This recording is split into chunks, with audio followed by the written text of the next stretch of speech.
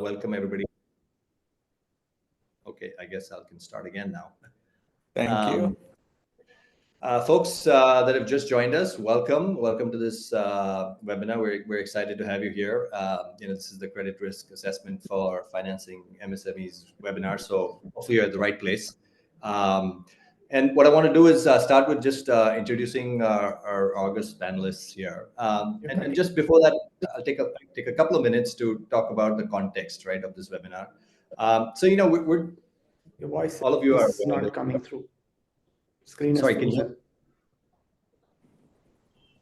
hear me? I can hear you, Kurtu. I think. All right. Yeah. All right. So just to set a quick context, we're going to focus on the, so there's obviously an understanding, amongst all of us that there's a great opportunity in the MSME segment, especially in the new to credit segment, right? And as we see India continuing to grow and the economy starting to grow and really catch fire in some sense. What we're seeing that there's only a small fraction of these businesses which have any sort of formal data, such as credit bureau records, on which lending decisions can be made or credit can be made accessible to them.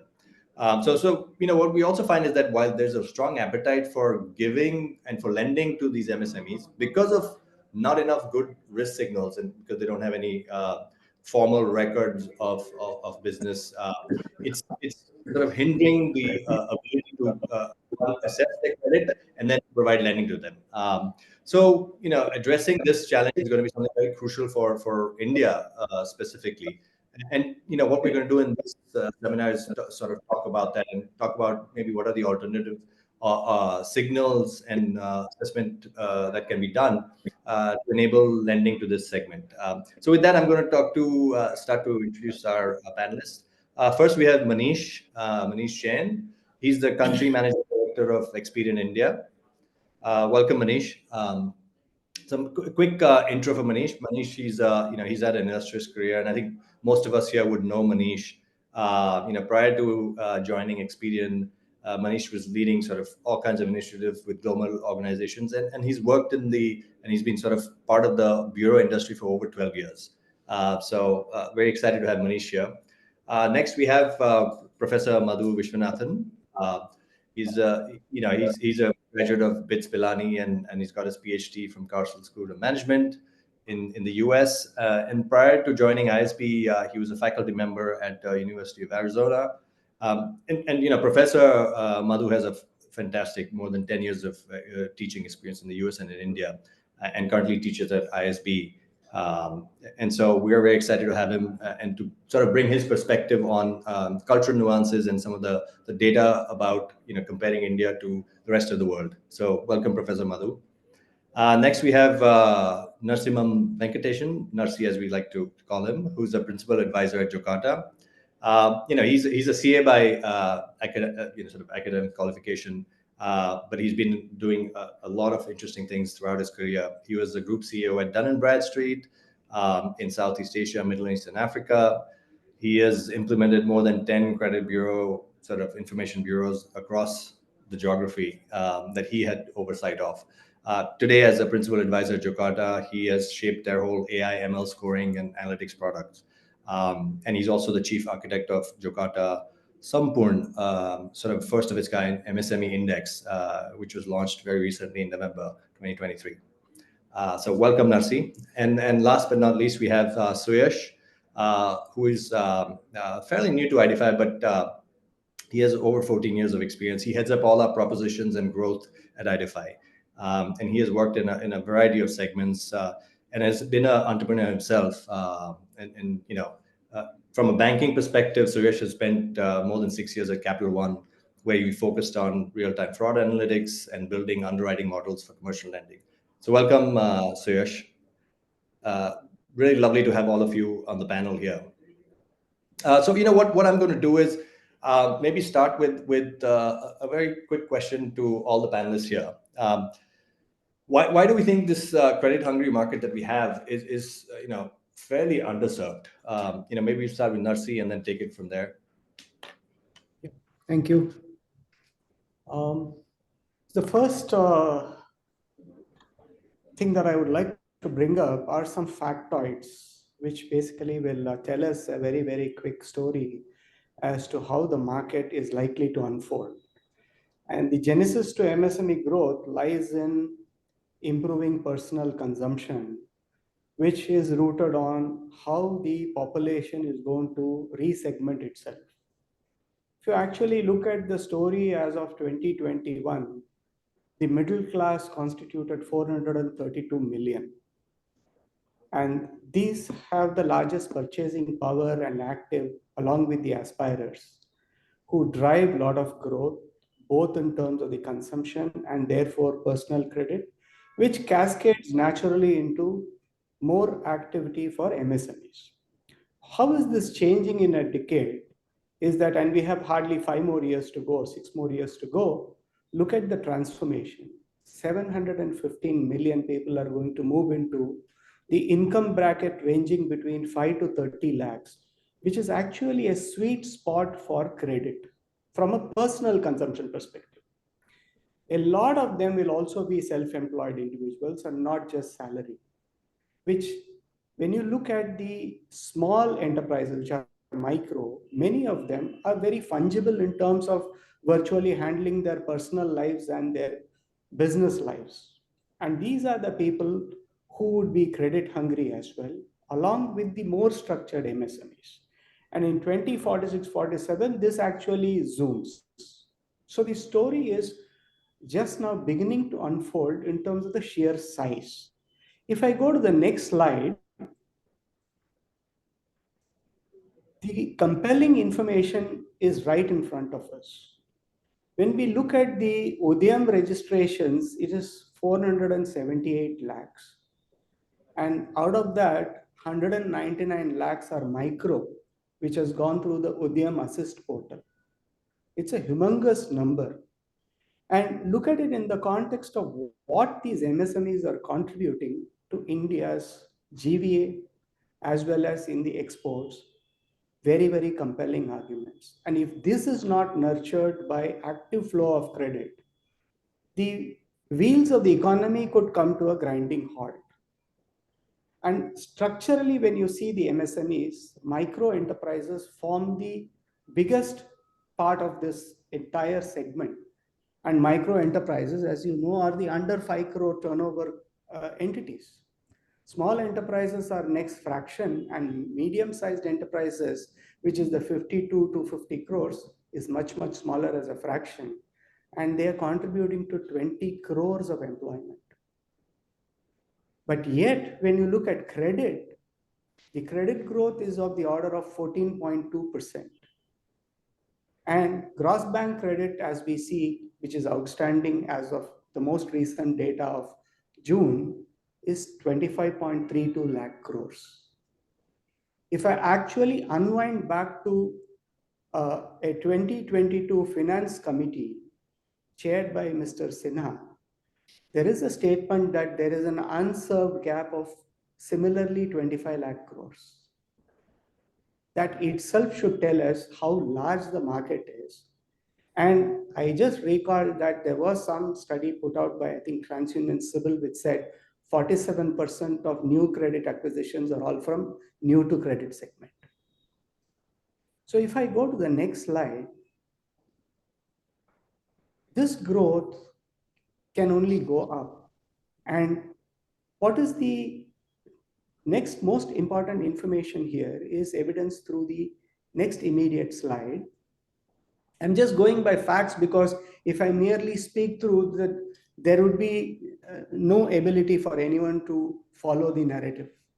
Absolutely. RBI conducts an industrial outlook survey, and they look at two aspects. One is the credit assessment for the latest quarter and the expectation for the ensuing quarter. And it's a simple delta method where they look at the number of people who say that they are served their adequate credit and those that say that it further needs to improve.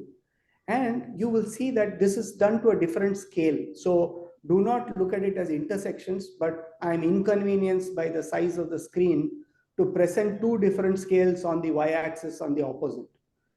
that gap between the expectation and the actuals, therefore, is very large and significant. And that is my most compelling argument as to why credit has to simply move upwards and in no other way. And most importantly, and it's very coincidental that we are having this discussion, I'm just reading out one quote from the Deputy Governor, Mr. J. Swaminathan, as recently as June 24th, at the conference of the conveners of the state level bankers committee. He says, we have a long way to go to meet the credit needs of MSMEs. That, gentlemen, is the most telling statement. Absolutely. I think, and thank you for presenting those facts. I think that sets a good context for the rest of the conversation. Manisha, I'll maybe look to you to give a slightly different perspective because you come from the credit bureau, and typically, you get lending obviously to people that have a history. How do you look at this whole phenomenon in the segment? I think we look at a similar way as Nasi presented. I mean, we are used to talking in dollar terms. So the gap today from MSME demand versus supply is $500 billion. We clearly see that. But the irony, I mean, the most scary part beyond that $500 billion is that the demand on that gap is increasing at 29%, but the supply is only growing by 19%, which means the gap is actually widening, it's not reducing. Now, the way we look at it is the MSME, SME lending is a different ballgame than a consumer direct to consumer lending. And as like Narsi rightly mentioned, a country like India, the lines are blurred between personal finance and a business loan. The more you go down to micro enterprise, the money borrowed for personal use versus business, very hard to distinguish. So the underwriting gets hard, and the reason why banks or lenders find it hard to give credit to such people is first they can't assess, second the challenge of collection. Because the smaller the enterprise, it's not a stationary one location business. So how do you collect if they go bad?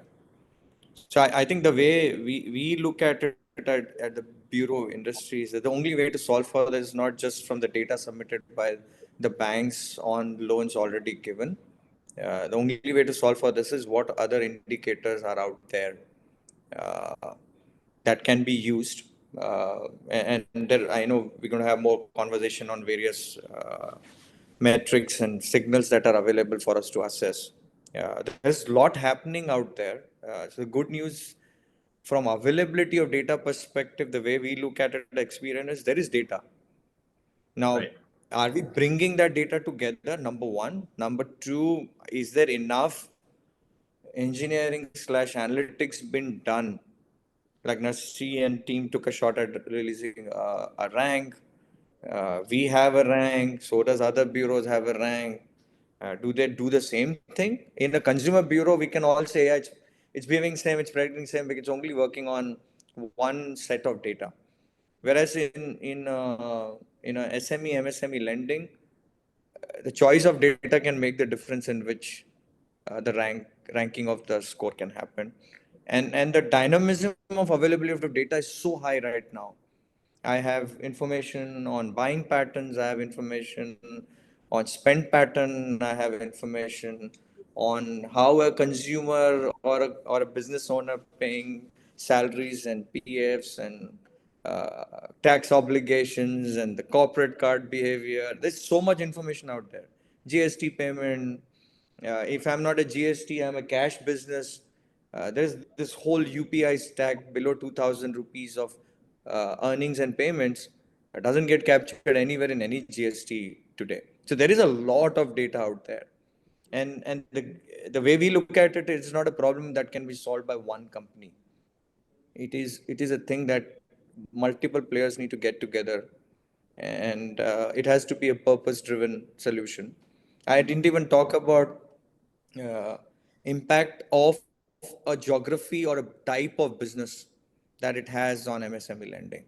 Like an auto industry impact in Aurangabad versus say in Mumbai is very different.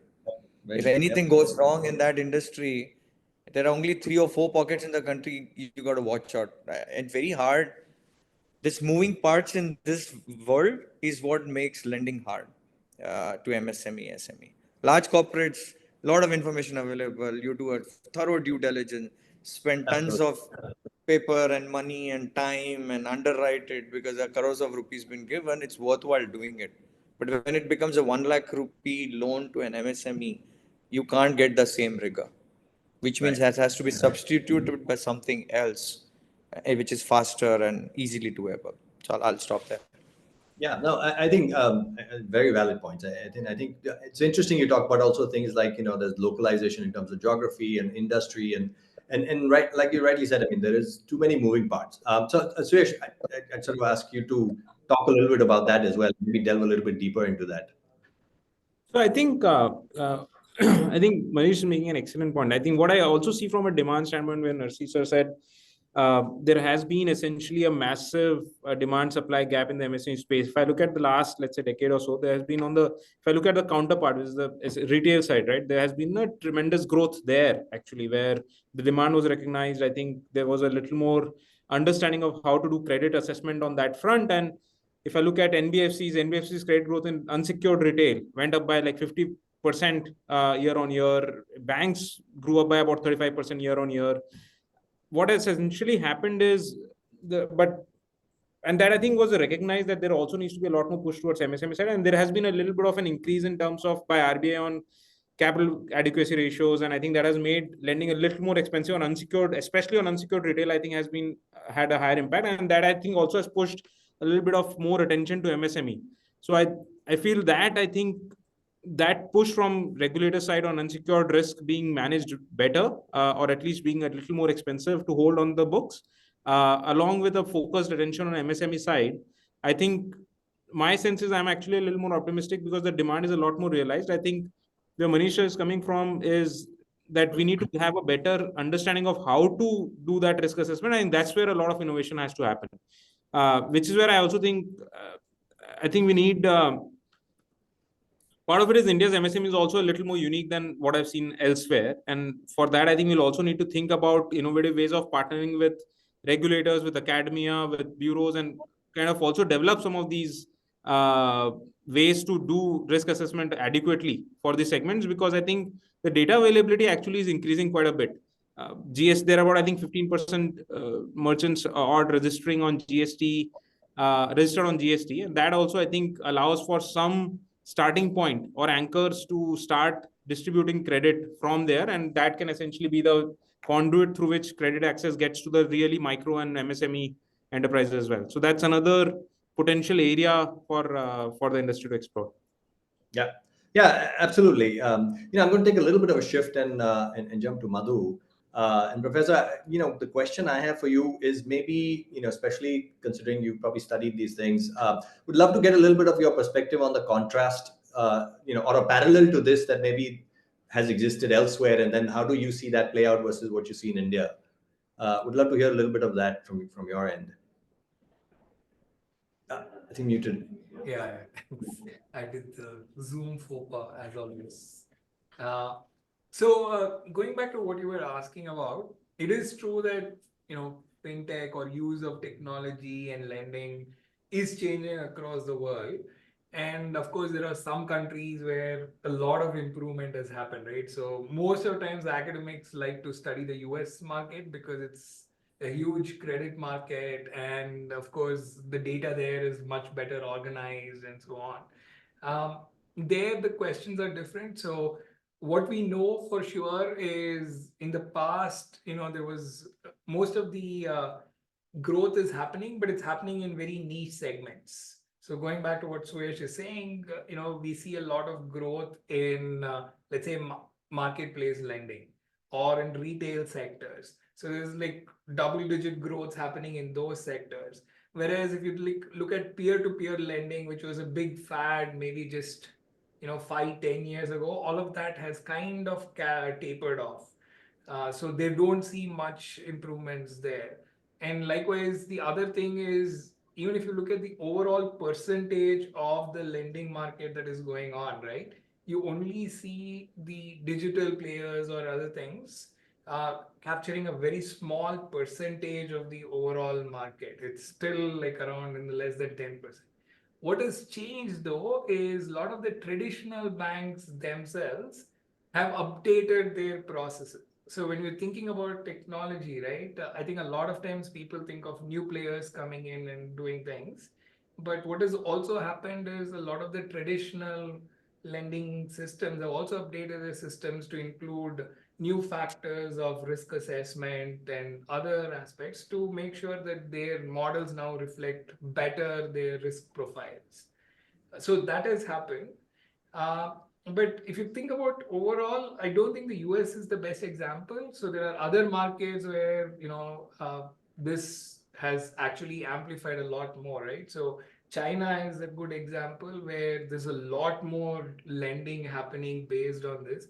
Of course, we can't talk a lot about it because they're also running into problems now, probably because of some of this lending, as well as the fact that the regulations are very different. But other countries such as Indonesia, Kenya, all of these places again are seeing very good growth. And what is common across these countries is one is this low banking competition. And then going back to what the panel was talking about, there is also low regulations in terms of what has happened. So it essentially says, we need to start thinking in terms of what regulations will aid growth versus what regulations will hamper growth. And I think in general, when we're looking at the Indian market, you'll find that the regulations, we are still figuring things out and we're still a little bit more risk averse. The recent change in capital adequacy ratios at least reflects intent to move in a different direction. But we need to start doing more on that and say, we need to match our actions with statements. So that's essentially where we are.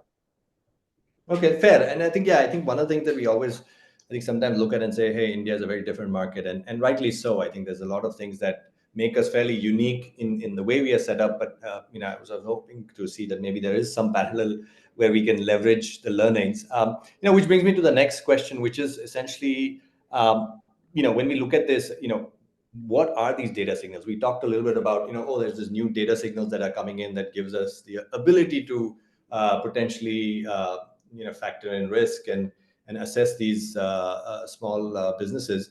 I want to put it out to the panel, like, what are these credit signals? Like, maybe we can start with Narcisa and then go around the panel again.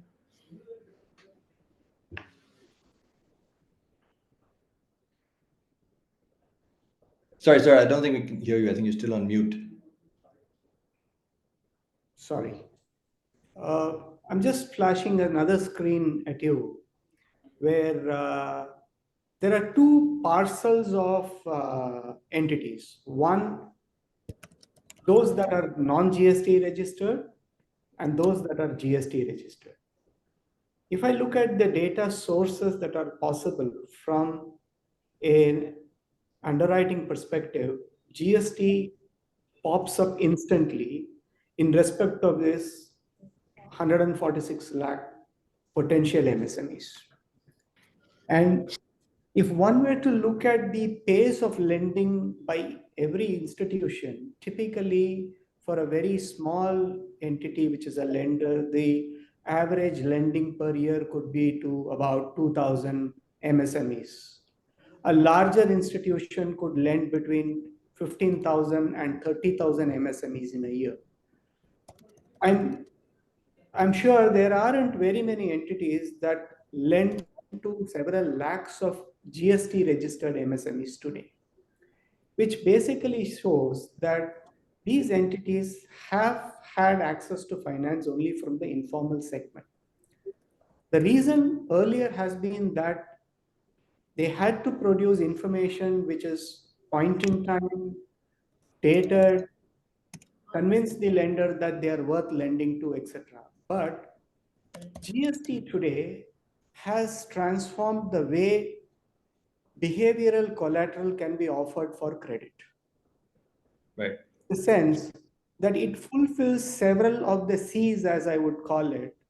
One is the completeness of information, the currentness of information, the quality of compliance, and therefore it is, and the continuity of information. There is no gap in the data because it's available on a monthly basis, which can then retroactively be looked at.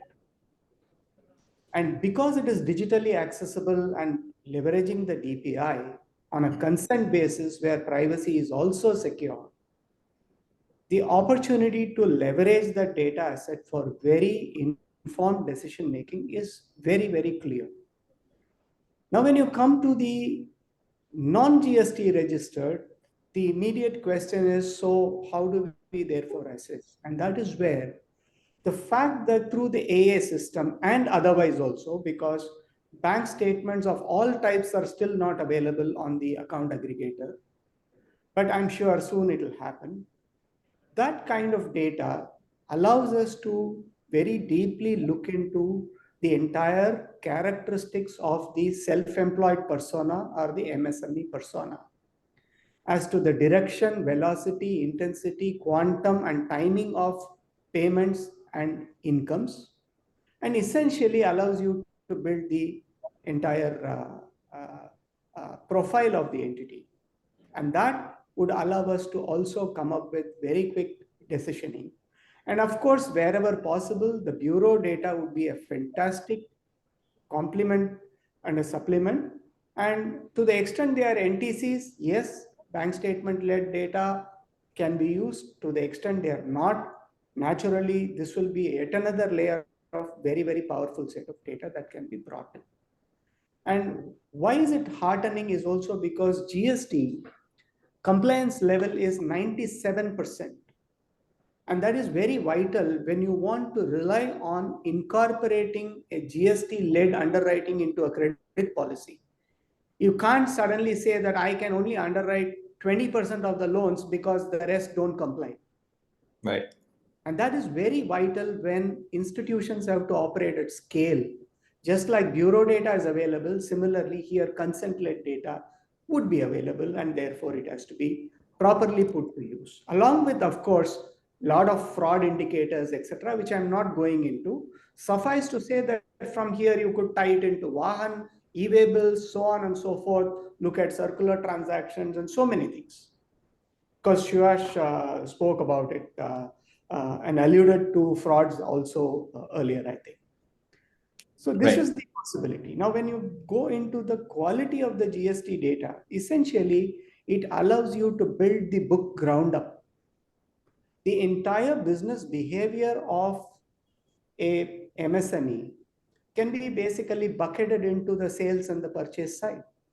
And if I can reconstruct my sales and purchase book, naturally, I understand what does the business do, how well it does, how much does it sell, where to does it sell, to whom does it sell, how concentrated is its business, and how good its stability is over time.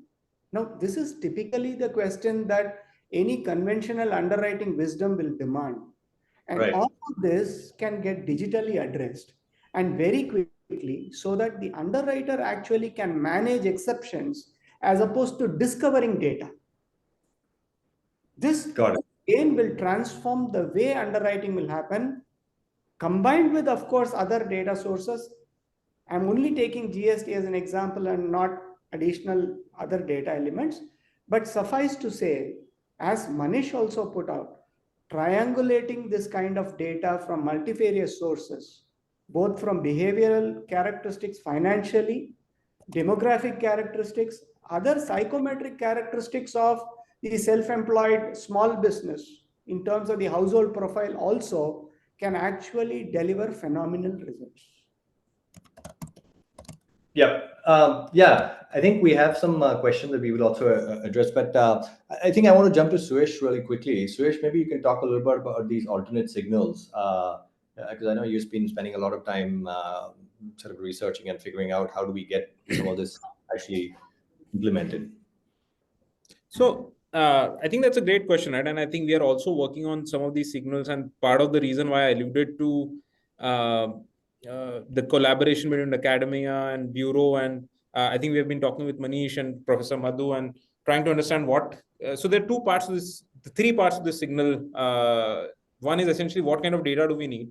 Second is what kind of signals can we build out of that data, and third is how can we test the efficacy of these signals towards actual default. And we require different, I think, different people in the ecosystem, different parts of the ecosystem to come together and actually get answers on these three.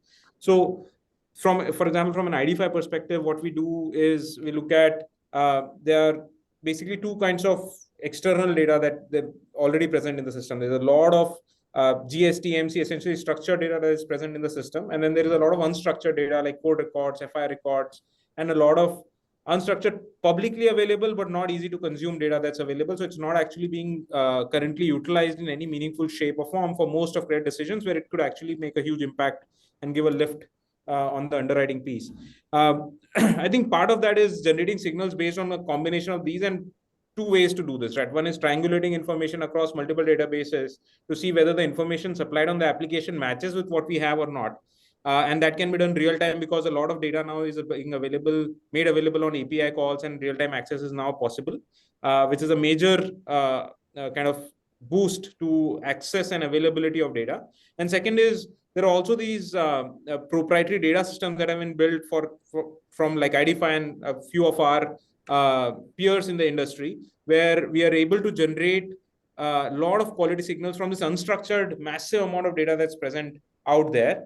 I think the second part is, while we have a lot of signals across crime records, across FIRs, across MCA, GST, and multiple other sources, an ability to read unstructured documents, what we really need a lot of, I think, intelligence on is which of these are effective, what's the right way to use these signals to actually get access to credit. And that's where I think a lot of both research and a lot of experimentation is needed to essentially arrive at an efficacy and a way for India to do credit appropriately for its own, which is, I think, going to be different from what has been done in the past for other countries. Right. Absolutely. And I think this actually fits in quite well to some of the questions we have. I'll just take a couple of these, and maybe Suresh, you can talk about these. One of the questions was very much is what's the role of potentially telco data, right, in lending? So there's telco data. The other question is around some good signals that can be used to reduce credit fraud. That's another question. And then there's one very more tactical question: isn't GST data confidential? How do you access that? So maybe you can take a shot at that. I know access is available through consent typically, and so that's not as much of a challenge. But for the rest of it, maybe you can shed some light on that. Sure. So I think on telco data, there's a combination of, so a lot of actually telco data has shown very good improvement on the retail side. And I think there's a lot of value to see how can it be evaluated on the MSME side as well. I think there are two parts to risk, right? One is fraud and one is credit. On the fraud risk side, there is a significant jump, because you can also check what we have seen is, for a lot of fraudsters, the length of the phone and the type of the SIM gives a good quality indication on the likelihood of that account being a mule account or a fraudulent account. And I think there are a lot of insights from, if it's a prepaid account, which is a very small length or small life that it has lived. I think that allows for giving some credential. What's very important to note is any individual signal, was what I've seen, is not as effective. But when we are able to multiply like multiple sources of information and see variance across each of these, and see information not being consistent or having a short span, I think we see a lot of lift in the models. That's one. I think on the second front, specific to GST and consent, I think that's an important element. A lot of our flows, there's some GST data is both a combination of directly available public data, but a lot of deep GST data is hidden behind consent. And if you're a NBFC or a person who's giving credit, you can always take that consent as part of the journey and get access to the data. Even without that, if you test efficacy, there are some GST indicators available publicly, and there is availability of L1 data, which allows us to essentially test some efficacy even on a public level, but that's obviously limited. But it's a good starting point, is what we have seen. Yeah, and I think hopefully that answers some of the questions. And I think one of the things that there was a question about even location-based location intelligence, right? And I think Generally, location intelligence, yes, there is, everyone's heard about the Jocata, cases and all of that. And what that does is essentially it starts to build in the industry also a little bit of intelligence on where we are seeing more frauds coming in from. But then I think that also jumps into maybe a little bit of, hey, there needs to be a lot more collaboration between industry, industry, academia, the government, to say some of this needs to be reported, because that's how you start to build some of these intelligence signals, right? And for us, generally in this ecosystem, we look at it as saying, hey, if I can give you some signals, but if I can test it out against real world data, that's when I know the efficacy of this. And maybe Professor Madhu, I know there was some paper written about this in terms of mobile data on credit scoring, or maybe you can shed some quick 30-second light on that. Yeah, well. thanks, Paritosh. And I think I shared the paper with you, so share it in the chat. It's work done by my colleague here, Shashwat Alok, which looks at the use of mobile intelligence in alternate credit scoring mechanisms and how that can essentially impact, access to credit and borrowing and so on. And they find that it's very useful, like a lot of what Suresh was saying. And it is not just about using these signals, and as Swish rightly put it, think of it as two steps, right? One is, what is the signal or data that you're going to use, and then how are you going to use, or what is the informational value of those signals? And a lot of these signals have a lot of value when you put them together. So when you combine unstructured data and you just start saying, okay, look, I need to go beyond what is it. I think the slide deck was very interesting, right? Talking about GST information and everything else. But you need to go beyond the obvious GST information to say, look, like, can I figure out business cycles for this person? Can I figure out who their lending partner is? Where are they getting their main cash flow from? And how risky are they? So once you start going beyond the obvious, is when you start seeing those returns from these credit scoring models. And to be honest, there are not that many papers looking at the Indian context. Shashwat's paper is one of the early ones, but then we need to start doing more to show this impact in terms of what is really going on. But going back to the original thing, I think mobile has shown impact.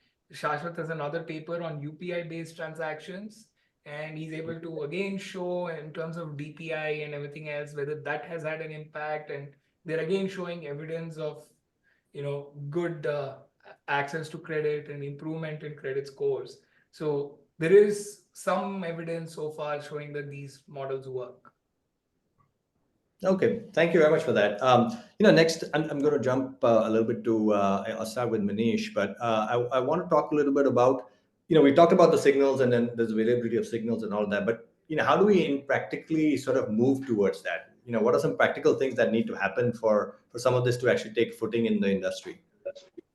Right, so I'll share a perspective and very, very interesting inputs from the panelists.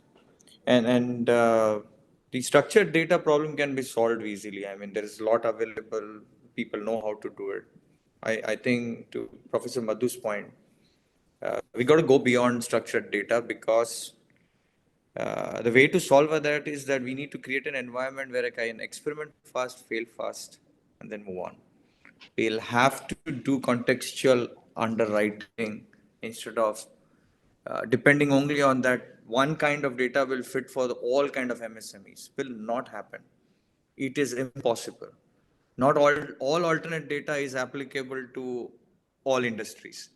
Right. So I think the reality is that we'll have the industry has to move on segment wise innovation. If we're going to go after, say, an agri, or we're going to go after auto industry, or we're going to go after diamond industry, whichever industry that we decide to go after, where we believe is going to drive the next level of growth in the economy, and all the investments are coming into which segment, I think the way we look at is technology need to be available to experiment fast, fail fast, which means I should be able to bring a lot more structured and unstructured data in. The more data that I bring in, how quickly can I marry to the structured data to get that amplifying effect? I think the trick lies there. Also, unlike in unsecured consumer lending, one model built once will not last forever. One model, it's need a model innovation like a factory. You got to keep making, like making models is like a factory. If we don't move in that direction, it's very hard uh, to grow in this segment. We got to innovate first for India, second for the segments within India that matter. Right. If we don't create that environment, it'll be hard because there are so many alternate data scores out there. They're all trying to sell that score as universal score. I think as bureaus for sure, I can share an example like in within Experian in Brazil on agri, we took a very different shot at underwriting. We have taken away the whole aspect of saying there is only one score for the entire industry. We're saying if I have new information, I'll take newer and better decisions. Period. I think that's how underwriting will move. It will be hard. Lenders are so used to a set process, set structures, set amount of data, looking everyone from one lens. I know a few lenders within India, they are already doing these things. Uh, can this be done at scale is the question. And I think some of us, at least I belong to an infrastructure company, we have a big role to play in enabling that. And the academicians have the biggest role, in my opinion, right now, because they need to research on India and not bring US or Euro practices to India. Yeah, I think very well put. I think you're absolutely right. What we forget is that these industries, geographies, industries, type of businesses, they all matter, right? And each one has a slight nuance and a context that you can't paint a broad brush and say everyone's the same. I think the agriculture is a great example, right? I mean, seasons matter. I don't know if that plays a factor, but that should be maybe an input signal that says that maybe next year's season is going to be tough. So lending may be tougher, or risk is higher, or whatever that may be. Same question. I think I'll jump to Suresh and then Narsi sir as well. Suresh, your thoughts on this? I think I actually completely agree, and I think unlike consumer, where I think there's a little bit of persistence and longevity of the model, and also a little bit of a broad stroke that works. I think commercial side uh, there is a need for a deeper and kind of more use case specific and segment specific underwriting to be done. But I don't think that intelligence currently is as prevalent in India, and I think we need to build for that. More importantly, I think the most important point Manish mentioned, which according to me is going to be a big change or big change required, is banks currently have a way of working, and I think the kind of dynamism that he's advocating for is a is not just a kind of change in data and change in segments and change in signals. It's a change in way of working also on our ability to, because credit cycles are long, and I think the kind of process we take to approve models in banks takes, I think, months to years.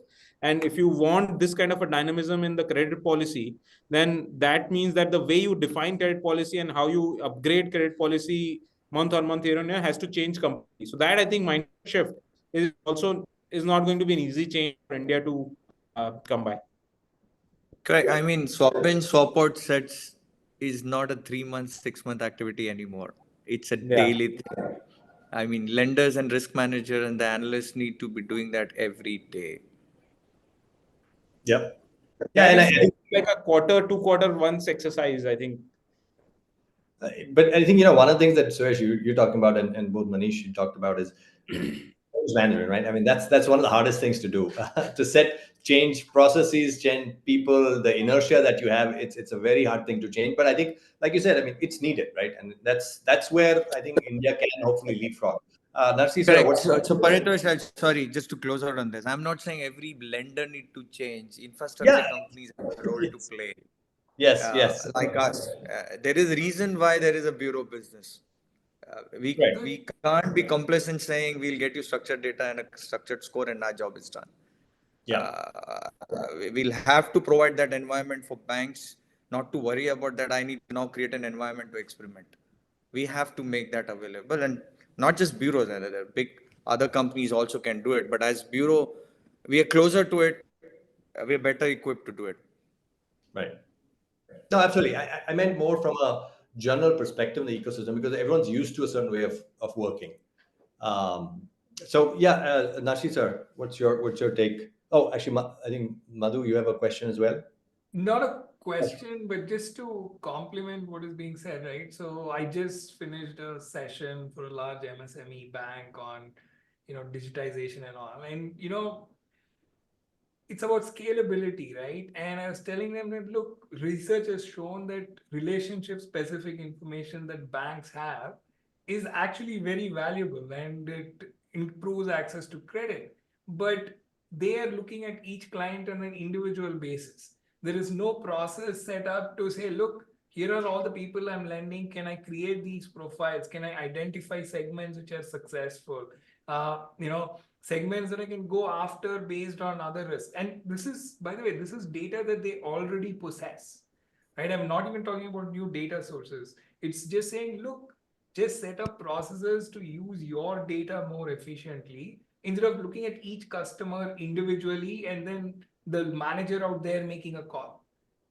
Again, this is essentially saying, let's start scaling, right? And that is where these efficiencies come in and requires a huge change in culture from how banks operate currently. Absolutely. That's just what I wanted to add. Yeah, absolutely. Narsi, what's your take on this? So what we are noticing is that the data relating to MSMEs, if I were to purely look at it from a business behavioral understanding perspective, we are discovering a lot more as and when the data becomes available. And as Madhu said, what we are already doing is to build very, very large peer groups, etc., and to learn from the homogeneous behavior of the cohorts. And this is helping us to understand, for example, if the, and already Manish spoke about, yeah, gem and jewelry can't be, it has to be different from something else, right? And which is true of all MSMEs. And again, when you look at the micro enterprises, their behavior is markedly different from the ones which are the small enterprises and then the medium enterprises. It is a wide swath. If you see from virtually half a crore kind of turnover to going up to 250 crores, is not a small homogeneous group, but it's so diverse. In Right. that case, discovering the insights from the data can only be done through analytics, because if you do not build using the data that's already with you as an institution, learning from individual assessments is impossible. It's almost like you are flailing in the wind. So, therefore, the way we have gone about it is to kind of get into this path where we are in a position to basically position the entity within the known cohorts and to interpret its behavior in the context. And that is proving to be fairly reliable in terms of the predicted outcomes, which naturally is a default prediction. And the other thing is that additional data points which are coming through, like the bank statements and other such information that is there, is starting to give much more deeper insight in quick decisioning. And the beauty about all of this is that everything is consent led, and that is the most important thing. And that allows us to be able to put this together in a very seamless manner and with enough cooperation from every borrower who actually wants to offer his behavior as the collateral for a decision. So it's already happening, and the scale is being realized by several of the clients that we work with only by relying on this kind of an analytics-led approach. Yep, absolutely. Interesting. There's a question here. I know we probably won't address it regarding what should be top 3 to 5 segments we should focus on in the current market trends. I think that's a separate webinar for that. But interestingly, I think if I were to considering the time, I want to do a quick wrap up. I think one of the things that if I were to summarize is, well, obviously there's a need for great opportunity. There is a need for us to change a little bit of the way we are doing some of the credit decisioning for this segment. And the good news is there are a lot of signals that are available. The question is, one, for the industry to come together, for a lot more testing to happen around these signals to ensure the efficacy of it. And as Narcisa said, obviously a lot of analytics plays into this. The bureaus, I mean, the infrastructure is the core on which all of this will ride. And last but not least, I mean, academic world has to sort of help, push some of this to say that, look, we need to understand the Indian context a lot more, because generally we tend to look at the West and try to, sort of in some sense ape that, and that doesn't work always, because we have a very different, non-homogeneous kind of environment that we play in. So that's my at least understanding from all of you, and hopefully the folks that have been listening in and joining the webinar have also got something out of it. Last 30-second thoughts from the panelists before we wrap up. There's one thing you want to leave for the folks that are attending the webinar. I can go first. I think we are at the point in time as an economy, the timing is perfect for innovation to happen. It's the right environment. There is an intent from all sides. A budget readout on MSME, it's up there. Regulation to support that is up there. Intent of lenders to lend is there. There's no gap in demand. And then there's no lack of signals, which means I think the environment is so conducive, it has to be done now, otherwise it would never happen. I think just to add, I think that's actually a great point. I think I also feel there is the underlying point that I think will move this forward at a rocket pace, right? Is how quickly do we come together as an industry, academia, and because I think the entities that have data on actual event, that entities that have signals, and the entity that has research, all of these are I think have been working to progress this, but I think there's a more deeper collaboration here. I think that can actually propel this a lot faster, and I think I actually echo Manish's thoughts that academia also has a very, very important role to play. But I'm sure academia also relies on industry for getting access to this data and understanding the behavior that happens. And I think that partnership I'm actually excited about, on how that can play out over the next few years and actually propel this a lot faster than it would otherwise take.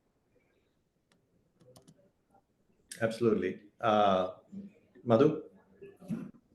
So what I want to leave most people with is to think of culture change. What we know from so far is, if you think of technology as outside the business and essentially aiding your business, those models have not worked. So you have to start thinking of technology as being the core of your business and then evolving based on that. And that involves, the kind of products you come up with, that involves the kind of processes you have within the organization, and also factoring in how consumers would change based on the technology and products you're building in. And so I think there needs to be a mind shift, culture shift in how we think about these technologies. This is not like information technology of the past, where they were support tools. This has to be the core of your business philosophy in some ways, and that is going to be essential to any kind of success in this world. Absolutely. Narcisa? Yeah, and in fact, echo everybody's views here, very, very crisply put by each one of the panelists, co-panelists here. What is most important is that the face of credit is changing in India. And I wanted to just put a small slide which will drive home the point. And if Rebecca can bring it up, it will be fine. Otherwise, it's all right. What is happening? The identity layer is sorted. The data layer is sorted. Payments layer is sorted. And the loan and commerce layer is sorted. So these are the typical ingredients for any MSME to right? Because you should be able to identify the entity, you should be able to look at data and behavior, you should be able to ensure that payments can be processed, and you should be able to put them onto a network where lenders and borrowers can be matched either by themselves or through an LSP. Token protocols have already been very clearly laid out. ONDC networks have come in. So when you look at the ingredients, it's the right environment, and that is what is going to trigger this very large scaling up of credit flows. And naturally, with that will come the need for very uh, insightful underwriting, ability to quickly decide, ability to monitor the risk. It's not just about granting of credit, because we have been speaking about credit and serving the credit needs. But what is more important is that along with this will come a very paramount need of having to monitor the MSMEs, which would mean looking at their behavior continuously, looking at how the businesses are performing collectively, and then allowing that information to percolate into any interventional policies. This could be reallocation of risk capital. It could be that you are taking something very dramatic as well. And again, from a risk pricing perspective as well, this is going to play a very vital role. So when you look at it, we are at the cusp of a very large transformation in terms of how credit will flow, is my belief, and what we believe in the organization as well. Paritosh, you're on mute. Yeah, sorry. I think thank you all for summing it up really well. I think there's one question from the folks that are watching that maybe Suyush you can take up, which is the UPI. There's a question on our UPI. So I think the question essentially is saying that there is a lot of, because of UPI, there's a lot of cash flow based lending that has started happening, which is a great sign. I think BharatPe has done it quite well. I think there are lots of now new enterprises that have come up, and what are the essentially safeguards that are needed for this? And one, I think just from a credit risk standpoint, I think if you depends on the depth of the relationship and aggressiveness of the lender, right? The early on, what happened was BharatPe started with this. They have a lot of information about uh, how the cash flow has basically been for a period of time, and what it also allows, because it's cash flow based lending, allows for innovative collection methods on a per transaction basis, which allows for a little more aggressive lending as well. I think the challenges that I see is, and we have seen this actually more actively in the industry as well, because these are merchants and transactions are on UPI, there are occasionally instances where I've seen fraud happen. And I think that it's not on the credit risk side where I see more challenges. I think the real challenge is how do you make sure that the transactions that are happening on the merchant side are real, and it's not a circular transaction that happens and essentially a routing of transaction to inflate the numbers on UPI and kind of inflate the overall potential income of the enterprise as a whole. And that, I think, is the real safeguard that needs to be built around that. I don't think from a credit risk standpoint, if you're able to establish that the transactions are real, I think that's a great signal to use. All right, great. Thank you for that, Suresh. Folks, I think it's time to wrap up. Thank you very much for attending, and thank you very much for the panelists. It's actually really amazing to have you guys on. With all your experiences, I think it's great to hear that this is a great place to be. And Manish said, this is a great time for us. So I think we need to grab this opportunity with all hands. So thank you, everyone, and have a great week ahead. You too. All right. Thank you. Thanks, everyone. Thanks, everyone. Everyone. Bye.